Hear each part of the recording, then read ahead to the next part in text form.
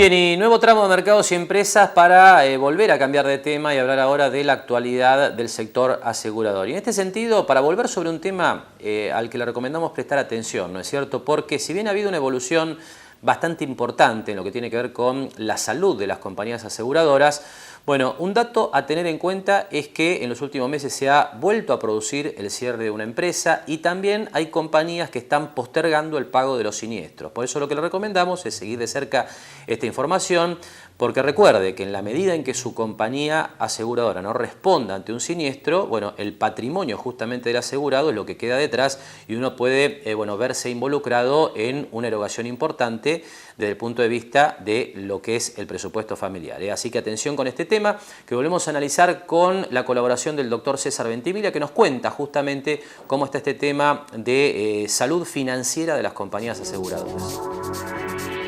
Sí, hay problemas de ese tipo. Últimamente hubo un cierre forzado por la Superintendencia de Seguros de la Nación de una empresa aseguradora federal por razones de solvencia. Es decir, una compañía que quedó totalmente insolvente y que dejó un lastre de más de 6.000 juicios en cabeza de 6.000 asegurados que recibieron demandas que van a tener que ser afrontados económicamente por ellos. Esto es gravísimo.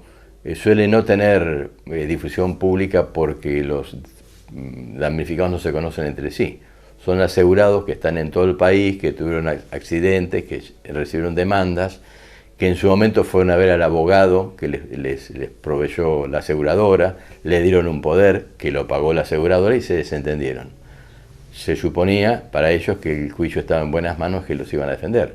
Ahora, al desaparecer la aseguradora, el juicio continúa y hay una responsabilidad compartida. En realidad, el responsable directo de un accidente es el que manejaba el vehículo y patrimonialmente el titular de dominio de ese vehículo. El asegurador es alguien que se contrata para que lo cubra ante esta emergencia, pero la liquidación de la compañía no lo exime de responsabilidad al responsable directo. Esto es grave.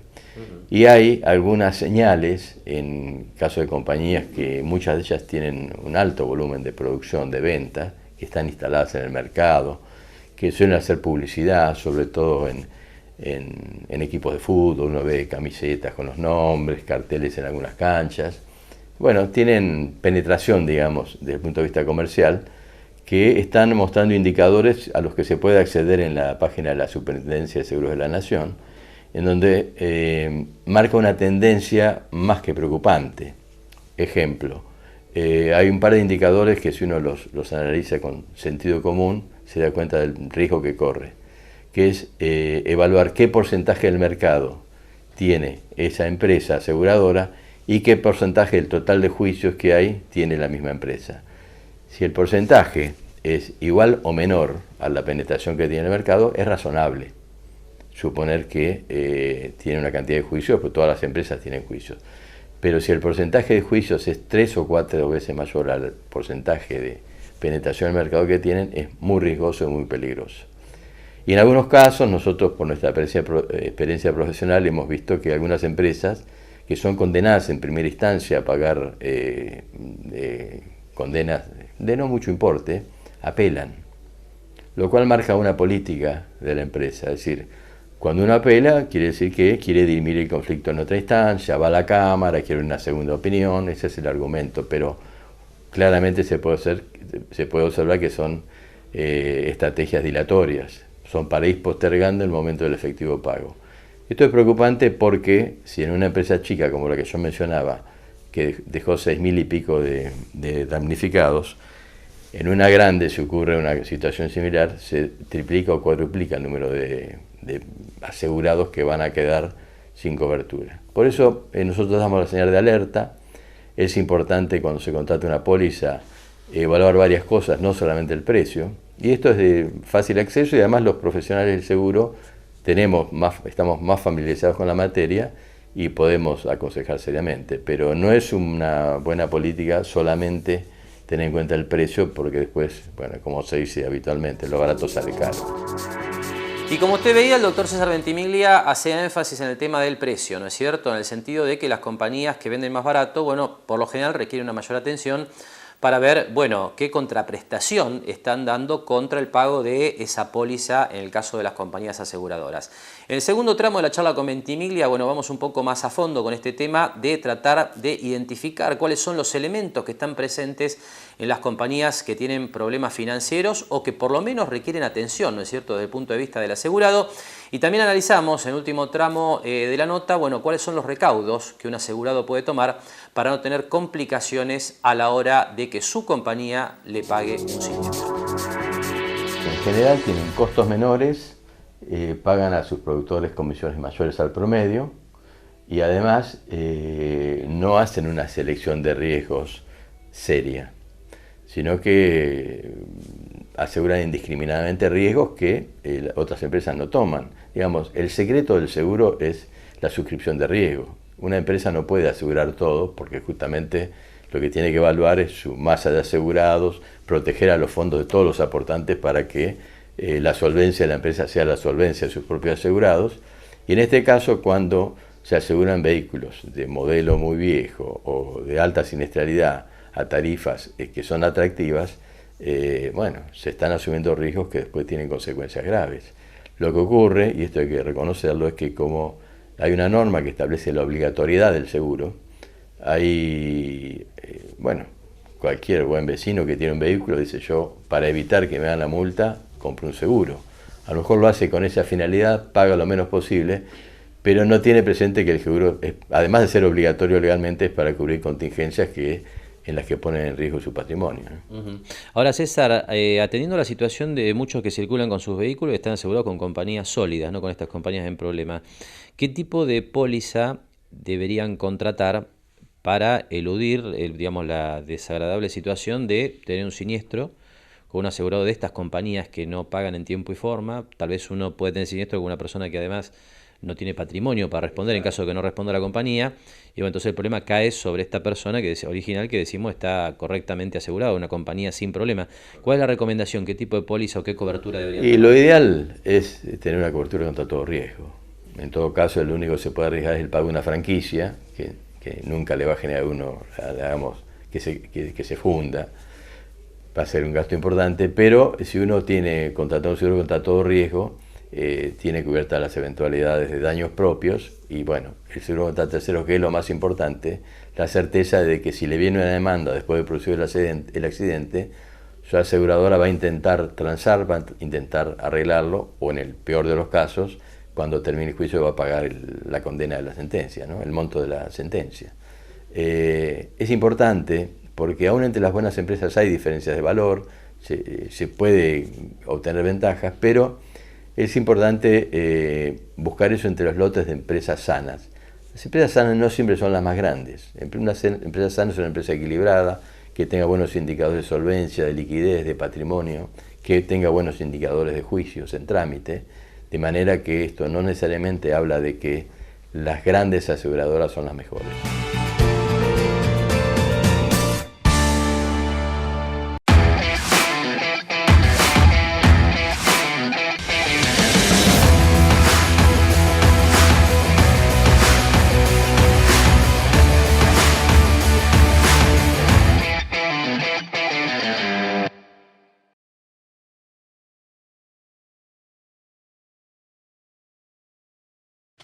Lo esperamos en Mar del Plata Bursátil para asesorarlo en su mejor alternativa de inversión o financiación para su empresa o negocio. De lunes a viernes, de 10:30 a 17:30 horas en Corrientes 1723, teléfono 561-6000, www.mdpbursátil.com.ar. SPI Astilleros, a la vanguardia de una nueva industria naval. Jauregui Berry, Di Genaro y Asociados. Asesoramiento jurídico tributario. Rawson 1857, segundo piso. Teléfono 410-7666 o 410-7999.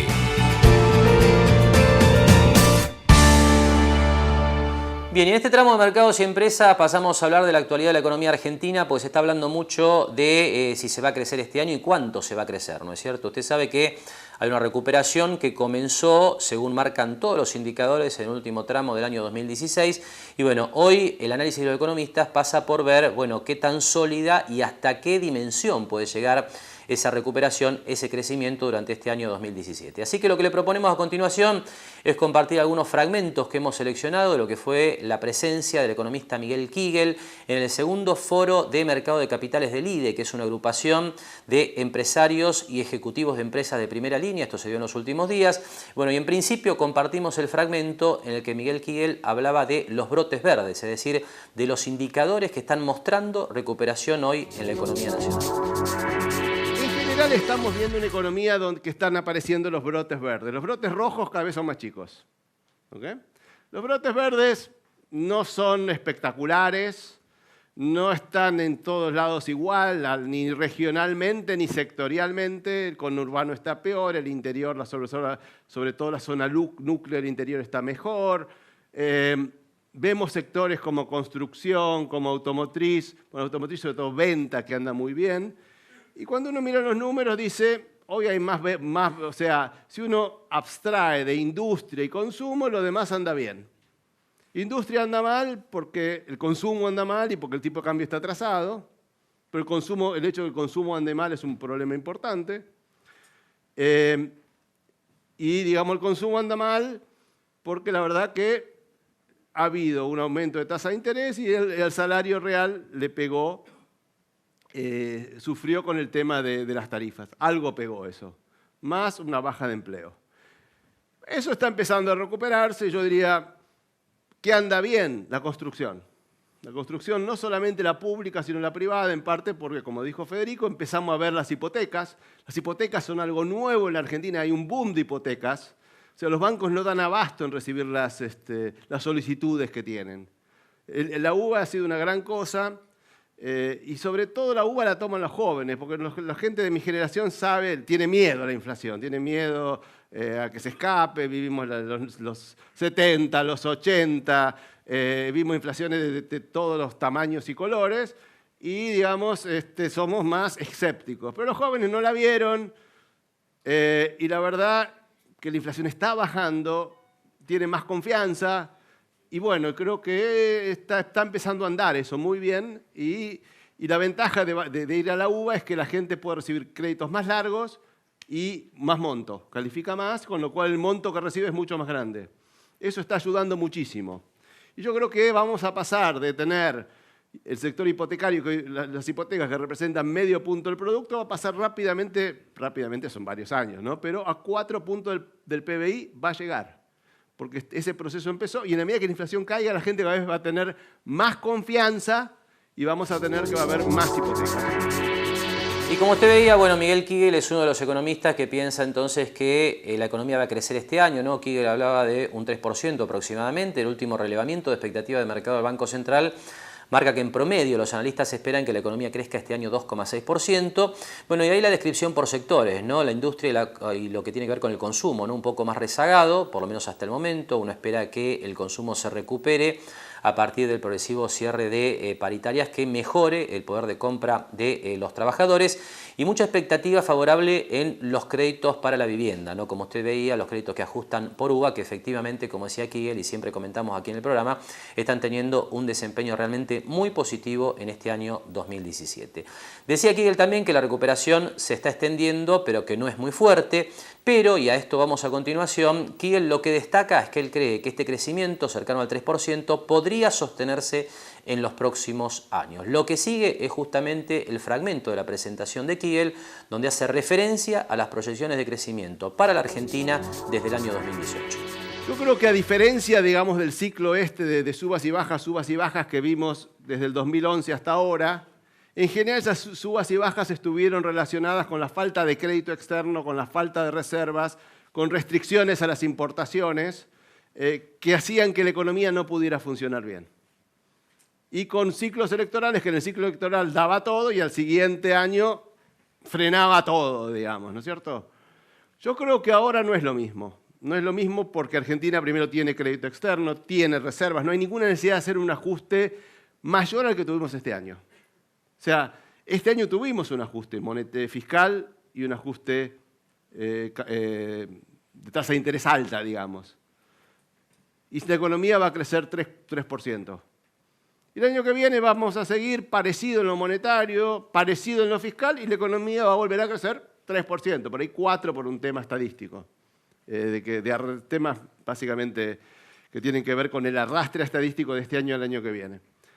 Pero la economía va a volver a crecer, ¿por qué? Porque yo creo que si la confianza se mantiene, la economía empieza a andar, hay un montón de inversiones que están empezando a madurar y están entrando. El año que ha pasado fue un año de ajuste donde se empezó a poner las nuevas reglas económicas. Este año ya estamos viendo aumento en la inversión y la economía generando empleo, y eso debería ayudar a hacer un ciclo virtuoso, no un ciclo de crecimiento del 6% o 7%, no estamos hablando de eso.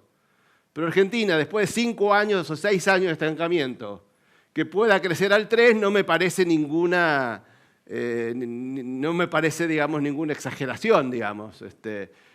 Me parece que es un crecimiento razonable, que esta economía lo puede generar y podemos entrar en un ciclo de varios años de crecimiento de 3% por año. ¿Por qué? Porque hay crédito externo, hay crédito interno, empieza a aparecer el crédito hipotecario, hay reservas. De hecho, el gobierno tiene no quiere acumular más porque le parece que tiene suficientes. O sea, no hay nada obvio que frene la economía. Lo único que podría frenar la economía es un shock externo fuerte. Ni siquiera creo que Brasil, porque Brasil hasta puede empezar a jugar a favor una vez que pase esta situación. Lo que podría jorobarnos, obviamente, es tasas en Estados Unidos del 4 o 5% que no pasan. Por alguna razón, cada vez que pensamos que van a subir, vuelven a bajar. Y hasta aquí entonces la visión de Miguel Kigel sobre la actividad económica actual y proyectada para los próximos años en la economía argentina. Nosotros enseguida vamos a entrar ya exclusivamente en lo que tiene que ver con el terreno financiero. Lo vamos a hacer a través de la habitual comunicación telefónica con Mar del Plata Bursátil para contarle cómo está cerrando la semana la bolsa. Una semana donde se destacó el dato de que la Reserva Federal de los Estados Unidos subió 1/4 punto la tasa de interés. Con ese dato, enseguida le contamos cómo cerró la bolsa esta semana.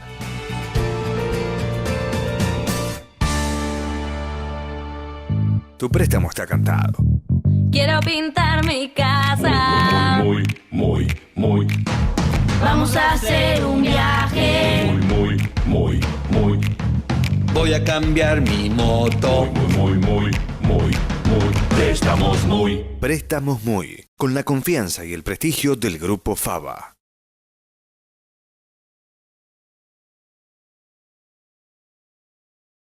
Espatolero y Lorenzo Inmobiliaria. Desarrollos inmobiliarios. Participe por su unidad 100% en pesos y en cuotas. Conozca nuestros 20 emprendimientos ingresando a www.espatoleroylorenzo.com.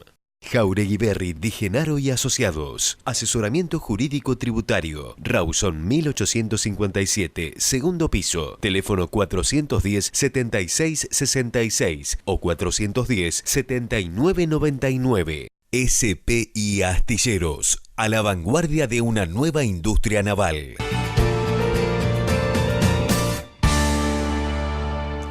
Bien, último tramo del programa y tiempo entonces de analizar cómo está cerrando la semana la bolsa. Para esto, como siempre, ya entramos en comunicación telefónica con Mar del Plata Bursátil. Allí nos recibe Adriana Figliolo. ¿Cómo estás, Adriana? Muy buenas tardes. ¿Qué tal, Marcelo? Buenas tardes. Bueno, contanos un poco qué está pasando en la bolsa, ¿no? Porque fue una semana de bajas en general. Sí, desde la semana pasada que tuvimos todos los días, o sea, una pequeña, pero continua baja. Y bueno, finalmente hoy se ve como que hay un rebote del mercado y realmente, bueno, creemos que se estabilizó un poco el precio del petróleo. Ayer hubo una baja bastante grande de todas las acciones que están ligadas al rubro, al sector este del petróleo, inclusive YPF, por noticias de un juicio que tenemos pendiente o un reclamo que hay para la Argentina. Bueno, también bajó más que otros papeles y bajó como el 4,5% más o menos.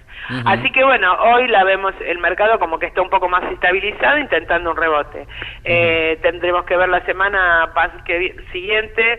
Aparentemente para el 20 o 21 estaría la famosa noticia de mercados emergentes y salimos de fronterizos, pasamos emergentes, bueno, vamos a ver si se anima un poco más el mercado. Pero en general ha sido una semana de baja, de corrección, y bueno, nada, nosotros realmente esperando a ver qué pasa, si va a haber una continuidad a la baja, o si va a ser una corrección más profunda, o si simplemente quedó una corrección normal de día tras día de suba que tuvo el mercado, ¿no? Seguro, porque parece que ahí está el punto, Adriana, ¿no? Uno no debería sorprenderse si la bolsa baja un poco más o corrige, que es cuando uno hace referencia a un movimiento que se da en contra de la tendencia principal, que claramente ha sido alcista, porque la bolsa este año, después de varios años de suba, inclusive está acumulando ganancias del 30% aproximadamente. Son números muy importantes. Sí, inclusive hay papeles, yo la otra vez tuve que preparar un trabajo para un cliente y hay papeles con el 90%, por ejemplo, claro. Pampa es un papel que el año pasado subió el 200% y este año llevábamos el 90%. Entonces, bueno, vos me decís, está bien que pare un poco, se acomodan un poco los números y se ve nada, o sea, pienso que mucha gente tiene que estar tomando ganancias, porque aunque haya bajado un poco, vos me decís, yo vendo, si sabés que en dólares es de punta a punta que te la ganaste, es esa diferencia, al tener un dólar tranquilo. Así que bueno, ante la duda, alguna gente ha vendido algo, a lo mejor pasan a Levac, que siempre sigue siendo la vedette este mes. Tuvimos durante el transcurso del mes, desde la licitación hasta hoy, que estamos preparándonos ya para la semana que viene, que es la nueva licitación, hemos recibido fondos de todos lados porque, bueno, nada, la gente ve la diferencia realmente que hay de las tasas. Y bueno, nosotros siempre recordamos que hay un mercado secundario donde nosotros vamos chequeando esa tasa que se opera y realmente la tasa no ha aflojado. Es más, si bien la última licitación, la tasa de las Levac fue del 25,5, nosotros creemos que será igual o un poco más, pero porque en el mercado secundario nos está dando esa tendencia. Así que bueno, nada, estamos, ya te digo, preparando porque cada vez es más la cantidad de clientes que tenemos y bueno, preparando para el lunes, porque el martes es feriado, así que bueno, la licitación va a ser el lunes, es decir, que el que quiera hacer una Levac nueva tiene el lunes hasta las 14 horas, pero bueno, nosotros siempre nos tomamos un margen porque esto es una información que se manda a Buenos Aires para participar de la licitación, así que normalmente decimos hasta las 13 horas, pero recordamos siempre que la medida que se va disponiendo de fondos que va venciendo a lo mejor un plazo fijo, puede pasarse directamente en cualquier etapa del mes a las Levac. Ahora, ¿cómo manejan ese movimiento de fondos, Adriana? Que mucha gente pregunta esto, ¿no es cierto? Para cerrar, sería bueno aclarar a la gente cómo es ese traspaso, digamos, aquel que tiene un plazo fijo y quiere comenzar a participar del mercado de las Levacs. ¿Cómo es el movimiento de fondos? ¿Cómo es ese cambio de posición, inclusive de institución? ¿Qué nos podés contar? Bueno, en realidad lo primero que tiene que tener el comitente es abierta la cuenta como comitente en Mar del Plata Bursátil, ¿no? Pero una vez que tiene abierta, nosotros le facilitamos, o sea, muchas veces depende de los bancos, si puede hacer una transferencia, si lo pasa por la caja de ahorro, tratamos de agilizar el sistema, pero, o sea, nosotros no recibimos efectivo, o sea que solo puede ser a transferencia o en algún caso puntual, bueno, podemos recibir el dinero en efectivo, pero bueno, en realidad tratamos de consensuar con el cliente de acuerdo a cuál es la opción que tiene, ¿no? Si tiene una caja de ahorro o bueno, o no tiene abierta en algún banco, cuál sería la solución para darle, ¿no? Seguro. Bien, Adriana, muy claro, te agradecemos mucho esta participación nueva aquí en Mercados y Empresas. Buen fin de semana y entramos en contacto el próximo viernes. Bueno, Marcelo, hablamos en la semana. Gracias. Conversamos entonces con Adriana Figliolo directamente desde Mar del Plata Bursátil. La semana que viene, le reitero entonces, la colocación mensual de Levacs. Y nosotros ahora, bueno, con tiempo para compartir datos que tienen que ver con el panorama de tasas de interés en este cierre de semana. En principio las de dólares, ¿no? Que no muestran cambios muy significativos. Las LETES que se colocaron en estos días particularmente, bueno, extendieron el plazo a 224 días, 2,85% no la tasa en ese caso. Igual les recuerdo que en este caso, como en el de las Levacs, bueno, uno las puede comprar cualquier día en el mercado secundario, que si bien no es tan fluido como el de las Levacs, bueno, uno puede con paciencia y con tiempo comprar el LETE paquetes cualquier día de la semana en el mercado bursátil. Y después el Bonar 2024, 4,60% anual, se elevó un poquito la tasa, esto teniendo en cuenta que la Reserva Federal subió la tasa de interés un cuarto de punto y esto casi automáticamente ajusta los rendimientos al alza de otro tipo de instrumentos en distintas partes del mundo. Y el bono de descuento que vence en el 2033, 6,70%. Por último, las tasas en pesos, donde, como siempre le decimos, bueno, se destaca el rendimiento de las LEVAX, ¿no? El último dato que tenemos, el de la última licitación mensual durante el mes de mayo, fue 25,5 anual, muy por encima de las tasas de plazo fijo mayorista y minorista. Y bueno, la gran duda, ¿no?, para esta semana, ¿qué hace el Banco Central en la nueva colocación del mes de junio, ¿no? Por lo que uno ve en el mercado secundario, lo comentaba Adriana Figliolo, la tasa no debería bajar y esto tiene, digamos, una relación muy importante con lo que es, bueno, el ritmo de la política monetaria del Banco Central, ¿no? Porque si bien ha bajado la tasa de inflación, el dato que maneja el Central habitualmente es, bueno, ¿qué inflación se espera para los próximos 12 meses? Y en este sentido, le recuerdo que el objetivo del Central es para este 2017 una inflación de hasta el 17%, cuando las expectativas de inflación para este año, según lo que informa el REM, el relevamiento de expectativa de mercado del Banco Central, está levemente por encima del 20% anual. Con lo cual, si uno toma esos datos, junta esa información y hace un análisis racional de la situación, es muy probable que el Banco Central no decida bajar la tasa de interés, a pesar de que efectivamente la inflación se ha venido reduciendo en los últimos meses e incluso proyecta para este mes de junio también una inflación cercana o incluso por debajo de lo que vimos para el mes de mayo. Con este comentario estamos cerrando, le agradecemos que nos haya acompañado una semana más con Mercados y Empresas y nos despedimos como siempre hasta el próximo sábado a la hora 18. Gracias y muy buen fin de semana.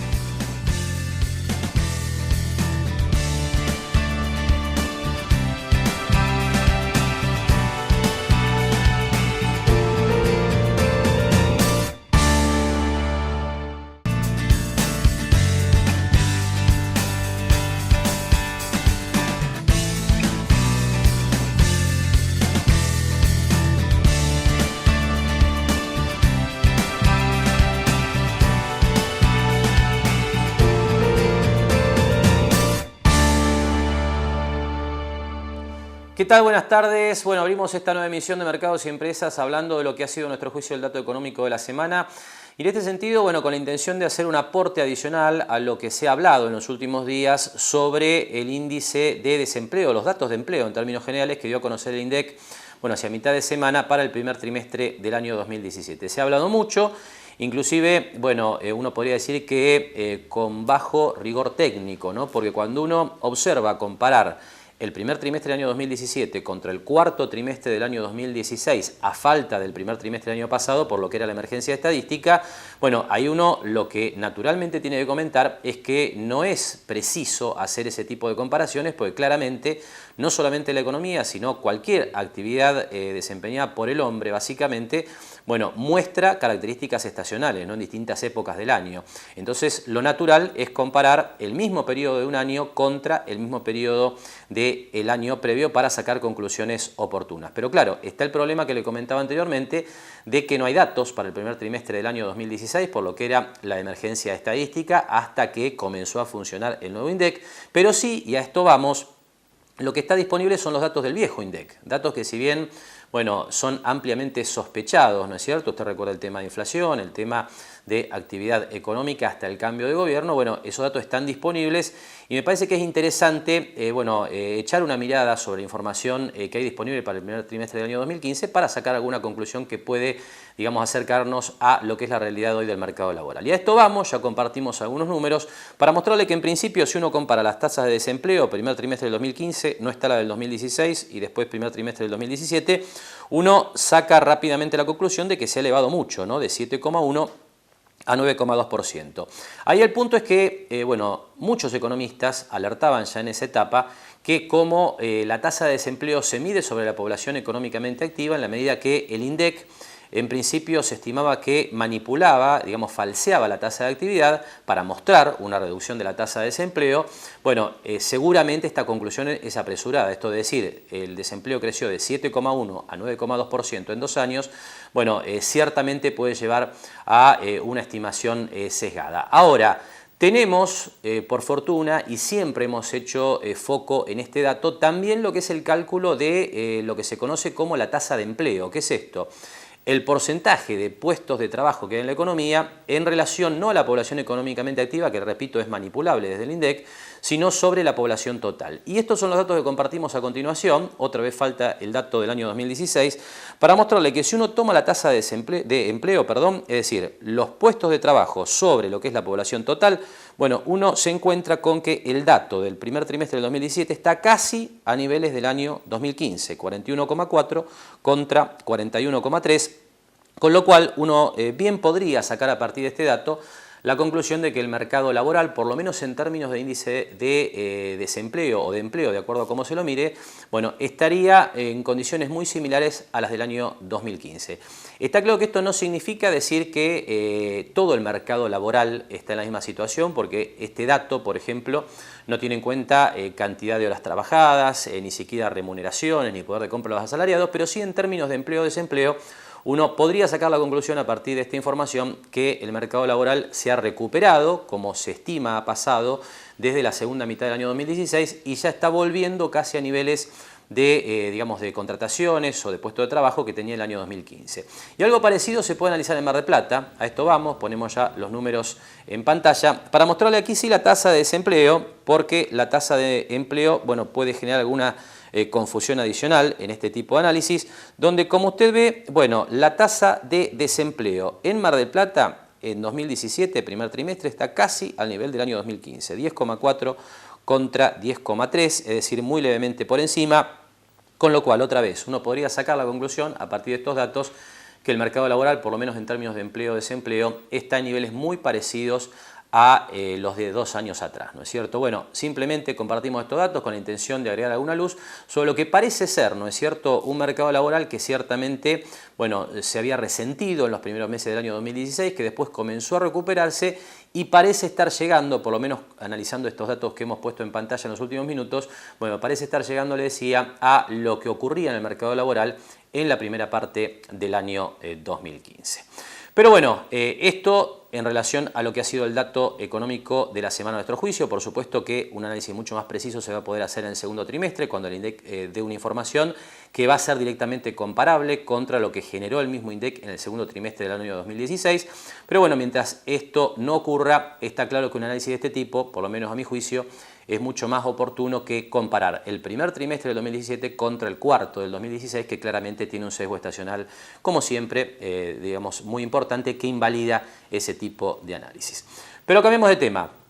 Hablamos del dato económico de la semana, pasamos ahora a hablar de otra información que generó mucho ruido, ¿no?, en los últimos días, que surgió desde el mismo presidente Mauricio Macri y que tiene que ver con la industria de los juicios laborales, ¿no? Se ha hablado mucho de esto, ha habido, bueno, manifestaciones muy en contra de lo que dijo el presidente, y nosotros aquí en Mercados y Empresas hemos hablado mucho en los últimos años de un aspecto de lo que es la industria de los juicios laborales, lo que tiene que ver con el riesgo del trabajo, ¿no es cierto? Esto lo hemos hecho en más de una oportunidad.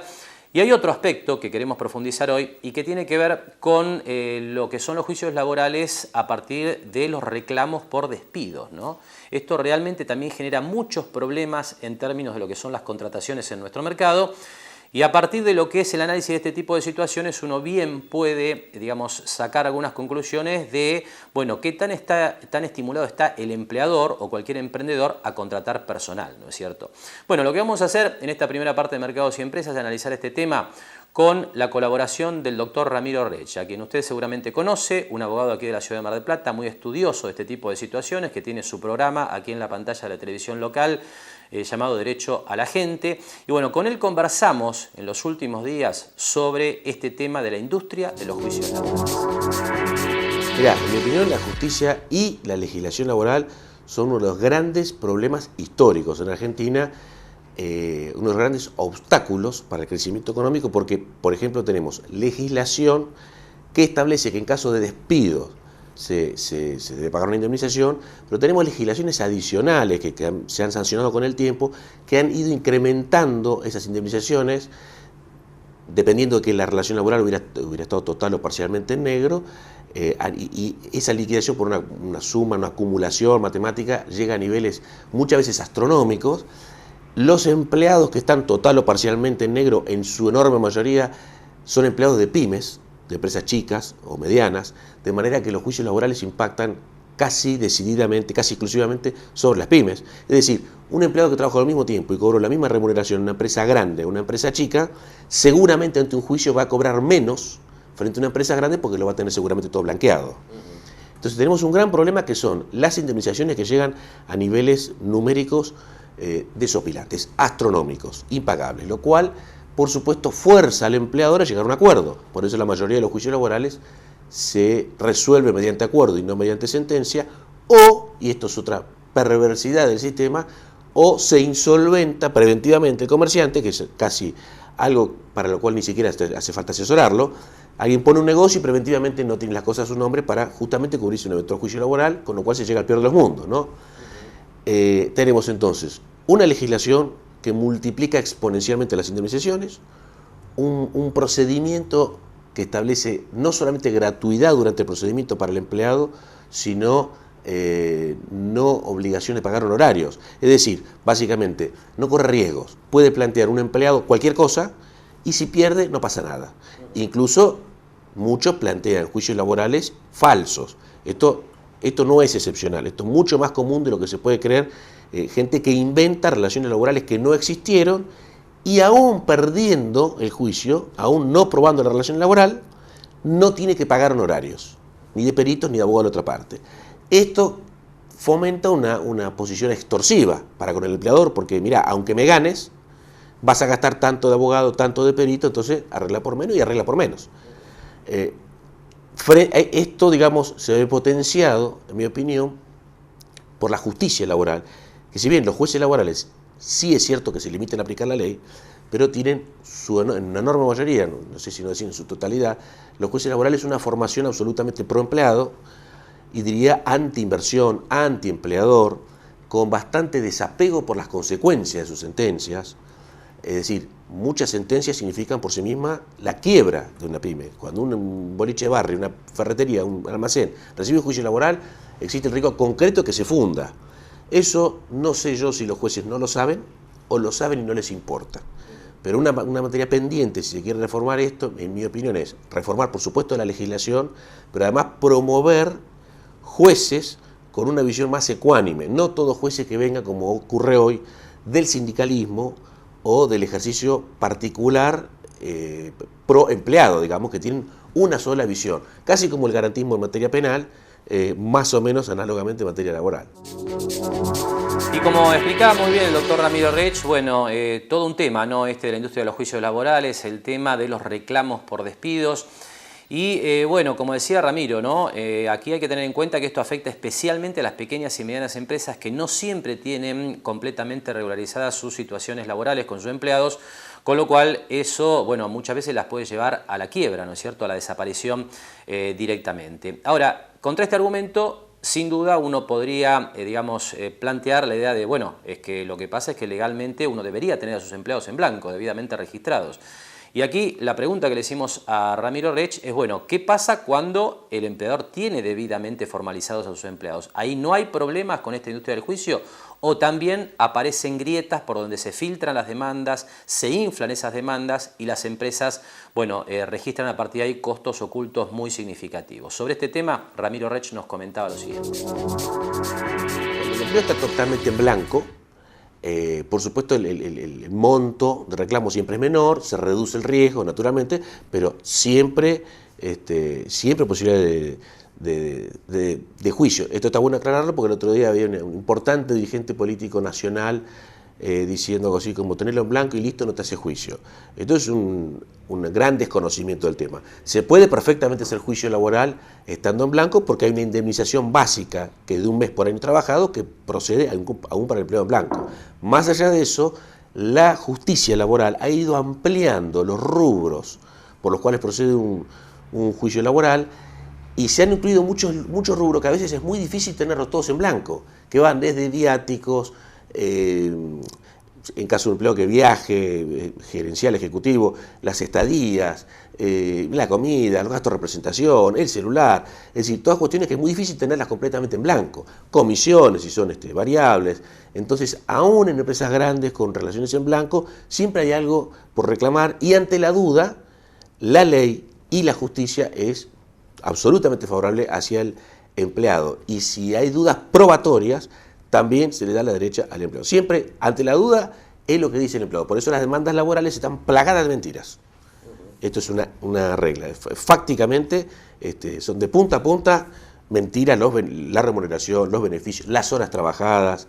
Después tiene que remar el empleador para probarlo, lo cual en muchos casos es prácticamente imposible. Y en los casos donde hay total o parcialmente negro, es prácticamente imposible, es de hecho imposible. Vos decís que es toda una mentira en el sentido de que se inflan valores, horas trabajadas y demás con la intención de, obviamente, de hacer crecer la indemnización. A tal punto es así que vos sabés que cuando un empleado que va a iniciar un juicio, para iniciar un juicio le da un poder, en la provincia de Buenos Aires, una carta poder al abogado. Muchas veces el abogado no le dice a su propio cliente cuánto reclamó la demanda, por temor a que si se lo diga, se embale, se cebe y no quiera bajar de ahí. Eso te marca lo increíble de los números y de los planteos. Después el abogado plantea, inventa, tira para adelante con el poder y negocia un número en abstracto con su cliente. Y como usted ve, también existen, ¿no es cierto?, canales a través de los cuales, bueno, incluso para aquellos empleadores que tienen a sus trabajadores debidamente registrados, bueno, aparecen demandas que se inflan artificialmente y generan costos muy significativos, ¿no es cierto?, para el funcionamiento de las empresas, particularmente de las pymes, ¿no es cierto?, que sin duda son las que tienen mayores problemas, mayores restricciones a la hora de hacer frente a este tipo de demandas. Y en este sentido, lo que es muy importante dejar claro es que este tipo de cuestiones, esta industria del juicio laboral, desincentiva sin duda la contratación de nuevos trabajadores, ¿no es cierto? Por eso se hace tanto énfasis en el hecho de que estas restricciones hay que por lo menos moderarlas con la intención de que sea más fácil contratar trabajadores, simplemente con la intención de que mejore el empleo en la Argentina, como se han implementado efectivamente, bueno, distintas recetas en otros países de la región y del mundo. Bueno, en el último tramo de la charla con el doctor Ramiro Rech abordamos qué efectos tiene esta industria del juicio sobre lo que es la relación entre el empleador y el empleado, incluso antes de que se produzca el despido, y también analizamos cuáles son las soluciones que se han aplicado para este tipo de problemas en los países desarrollados. Además del aspecto puramente económico en las empresas, es el perjuicio cultural que causa por esta cosa del empleado que cuando no está conforme con su trabajo se hace echar, el famoso hacete echar para cobrar. En vez de decir, si te querés ir, andate, hacete echar. El empleador que le tiene miedo al empleado. El empleador que frente a un empleado que llegó tarde, que no es eficiente, que no hace bien las cosas, no lo echa de entrada como sí lo echaría en otros países, por temor a que le haga juicio. Entonces lo echa de última, cuando ya la cosa es insostenible. Esto le da también un manejo al empleado en el que se permite ser no muy eficiente, lo cual a su vez impide diferenciar el empleado bueno y el empleado malo, porque no tiene premios ser eficiente o no tiene castigo ser ineficiente. Y también esto es una barrera muy grande para que un empleado pase a ser empleador, que es una de las cosas que hace grande a los países que son grandes. El tipo que empezó de abajo, que fue empleado y que en algún momento dice hago el salto. Esto en Argentina hoy casi no ocurre justamente porque el empleado dice tengo miedo de que si pongo un boliche alguien me haga lo mismo que hice yo a mi empleador. Por eso es realmente un tema que es imprescindible encarar. Bien, por último Ramiro, y si bien dejaste algunas pistas, ¿cómo entendés que se resuelve esto? En mi opinión, se deben eliminar las indemnizaciones y crear, como ocurre en la mayoría de los países avanzados, una especie de fondo que se va fondeando mensualmente como si fuera una carga más, va a una cuenta del empleado, en cualquier momento, si el empleado decide renunciar, se va, pasa por el banco y retira su fondo, y si el empleador lo quiere despedir, lo despide, y el empleado va y retira su fondo. Se puede incluso con el mismo monto que existe hoy, es decir, la indemnización que hoy es de un mes por año, bueno, se divide el mes por 12 meses, el empleador paga un 8.33 por mes en una cuenta, lo despide cuando quiere, tiene claro que no tiene costo despedirlo, el empleado cobra inmediatamente, por supuesto los laboralistas se van a enojar frente a esto, pero esto daría mucha más dinámica a la economía y mucho más trabajo, porque hoy la principal razón por la cual la gente no contrata, hoy y siempre, más allá de la coyuntura económica, es el pánico al juicio laboral. Entonces el empleador toma cuando es necesario, es la última opción tomar un empleado y no la primera. Cuando no hay costo y no hay temor de un juicio, va a haber mucho más trabajo para todo el mundo y no va a ser una tragedia perder el trabajo porque por ahí uno en la otra cuadra consigue otro. Así que, en mi opinión, se debiera eliminar las indemnizaciones, poner un seguro de desempleo y los procesos laborales ser más ecuánimes. El que pidió mal y perdió, que pague, aunque sea el empleado, y, si se quiere, desideologizar un poco la justicia y la legislación.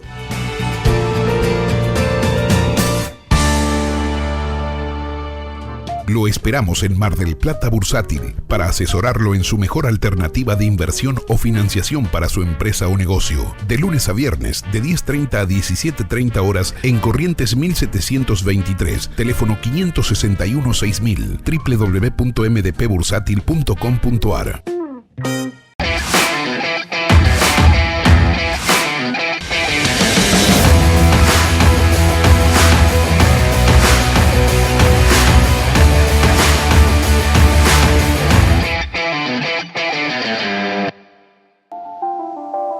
Me mata el dolor de cabeza.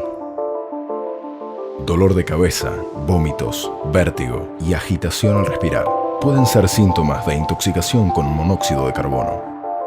Hace controlar periódicamente todas las instalaciones y artefactos a gas natural por un gasista matriculado.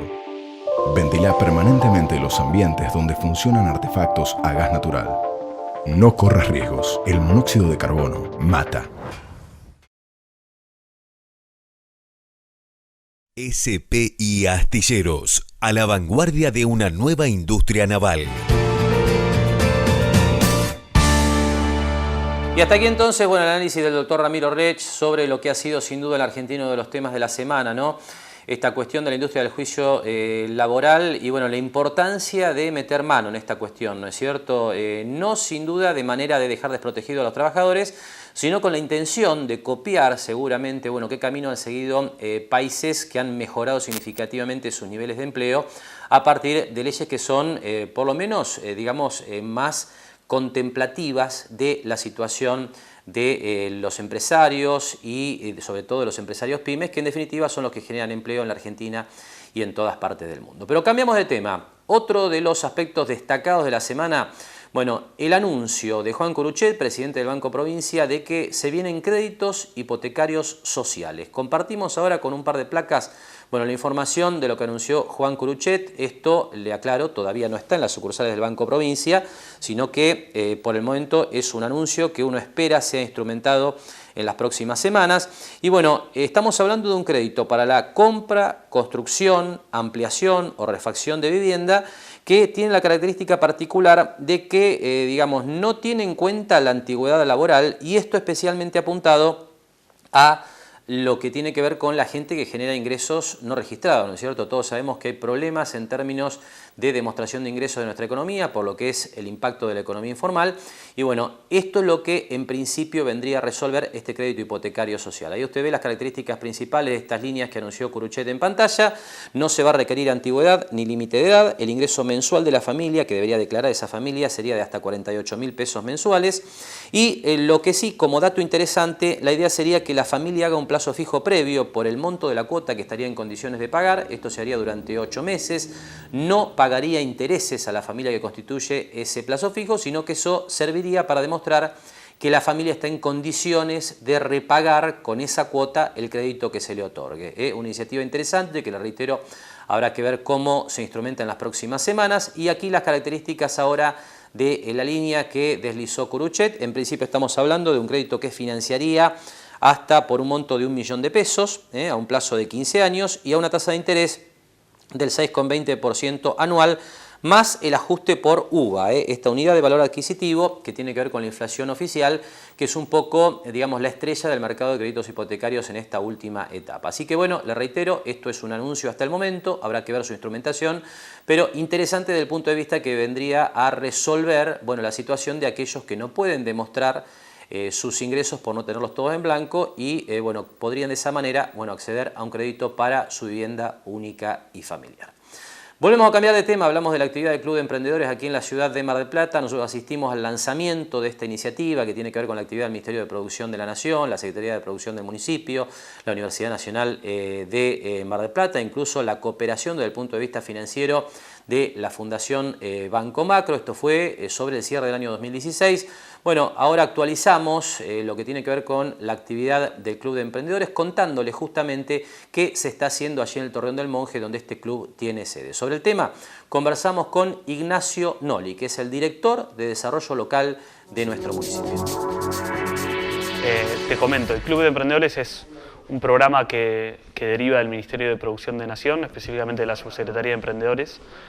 La idea es tener espacios de referencia en las diferentes localidades donde los emprendedores se puedan acercar y puedan tomar herramientas que brinda tanto la municipalidad o las instituciones que desarrollan la temática emprendedora local, sino también las herramientas que el Ministerio está federalizando a través de diferentes programas de capacitación y de financiamiento.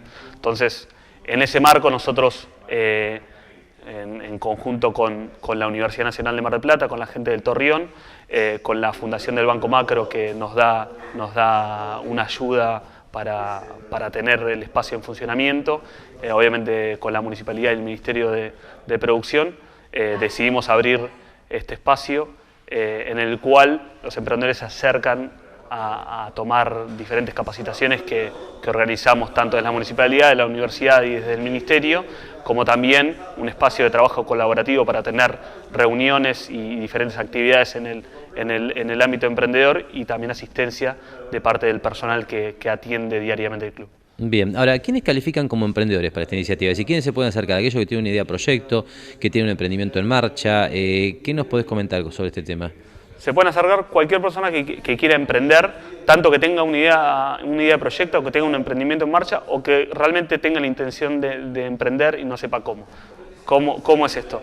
Nosotros, a través de las capacitaciones y diferentes actividades que organizamos en el marco del Club Emprendedor, lo que hacemos es tratar de difundir la cultura emprendedora y herramientas que sean de utilidad para los emprendedores. En ese contexto, es que una persona que por ahí tiene una idea de proyecto puede venir acá a escuchar una charla de algún emprendedor o de un capacitador en especial y llevarse algo un poco más acabado a la hora de desarrollar un proyecto. O un emprendedor que tiene un proyecto en marcha y que realmente puede venir a una capacitación para una herramienta específica, o a informarse acerca de algún programa de financiamiento, o asistirse con el equipo técnico que tenemos dentro de la Secretaría de Desarrollo Productivo para asistencia a emprendedores. Y como comentaba Ignacio Noli, bueno, hay varios ejes, ¿no?, de trabajo con emprendedores y emprendedorismo en términos generales aquí en la ciudad de Mar del Plata. Bueno, está este Club de Emprendedores allí en el Torreón, tenemos también a lo que es la incubadora de la Universidad Nacional de Mar del Plata funcionando en la avenida Juan B. Justo, casi Córdoba. También los grupos de apoyo al emprendedor en las distintas unidades académicas, ¿no?, de la Universidad Nacional de Mar del Plata. Bueno, le contamos todo esto siempre con la intención de que aquel que tiene una idea proyecto, que está llevando adelante un negocio, que necesita asesoramiento, que necesita alguna asistencia, incluso para llegar a algún programa de financiamiento de organismos oficiales, bueno, siempre la sugerencia es dirigirse justamente a este tipo de instituciones que están justamente para eso, ¿no?, para brindar apoyo al que está llevando adelante un emprendimiento aquí en el ámbito local. Segundo tramo de la charla con Ignacio Noli, director de desarrollo local de nuestro municipio. Allí hablamos sobre las próximas actividades de este Club de Emprendedores. Ayer tuvimos un taller de planificación estratégica, pero de cara a lo que resta del mes y a los próximos meses, nosotros tenemos diferentes actividades. El 28 tenemos un taller de impresión 3D. Nosotros dentro del club tenemos una impresora 3D. La idea es difundir el uso de esta tecnología con un especialista que va a venir de Buenos Aires a dar la charla. Y el 30 específicamente tenemos una actividad bastante grande, organizada también en conjunto con la Subsecretaría de Emprendedores, en el marco del Día de la Producción. La idea es hacer un workshop de 4 horas aproximadamente, de 4 de la tarde a 8 de la noche acá dentro del Club de Emprendedores en el Torreón del Monje, donde van a venir funcionarios nacionales a hablar de la ley de emprendedores. Seguramente para esa fecha ya esté reglamentada, además de herramientas de financiamiento y de talleres específicos para que los emprendedores, además de venir a buscar información acerca de la ley y de las herramientas de financiamiento, puedan tener una capacitación y puedan llevarse una herramienta un poco más específica acerca del proyecto. También estamos trabajando en traer emprendedores tanto locales como de Buenos Aires en diferentes temáticas, tecnologías, empresas de triple impacto, para que además de todo esto que te comenté, puedan llevarse una buena experiencia y puedan generar ese networking entre emprendedores que están tan útil a la hora de desarrollar un proyecto. Bien. Por último, ¿cómo se vincula el emprendedor con ustedes? ¿Está la posibilidad de llegarse aquí hasta el Torreón? Y si no, alternativamente, ¿cuáles son los medios de comunicación que tienen con ustedes, de contacto? Nosotros generalmente nos comunicamos o difundimos a través de las redes sociales y de Facebook. Si nos pueden seguir por Club de Emprendedores Mar del Plata. Nos ubican fácilmente, ahí ponemos todas las actividades que tenemos planificadas para la semana y para los próximos meses, pero además a través de la Secretaría de Desarrollo Productivo, en Falucho, entre Santa Fe y Corrientes, ahí tenemos también un equipo que articula con el Club de Emprendedores, que seguramente brinda información acerca de las diferentes actividades que nosotros estamos haciendo acá.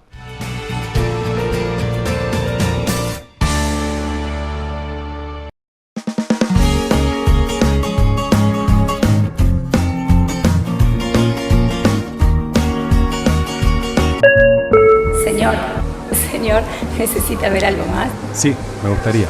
Séntete como en casa, séntete como en Fava, séntete bien, pásalo bien, séntete como en Fava.